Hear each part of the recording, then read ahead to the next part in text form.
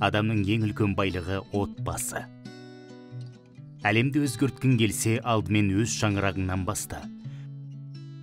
Жас отбасының әрбір күлкісі елдің ертеңгі қуанышы.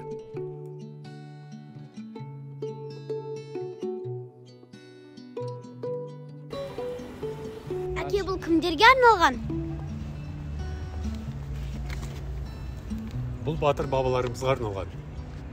Олар ел үшін жанын қиды, ал біз білімімізбен, еңбегімізбен халыққа қызмет етеміз.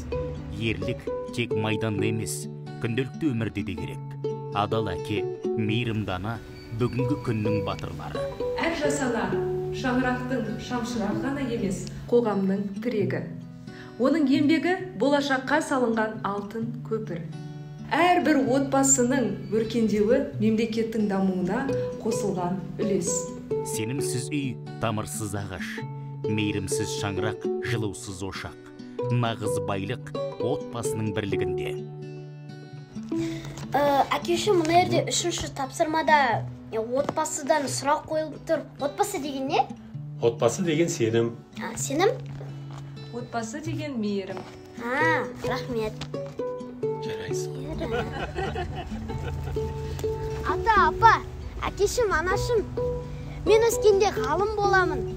Өз еліме қызмет жасаймын. Ой, құлыным, ғалым боласың, атаңа тартқан. Бүгінгі арман ертеңге жетістік.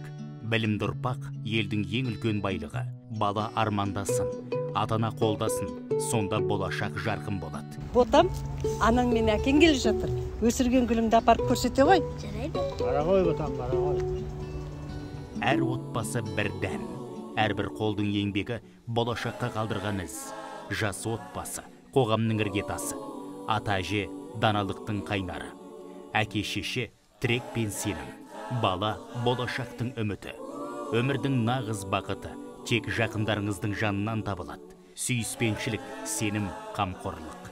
Отбасы құндылықтары бізді шыңдайтын күш.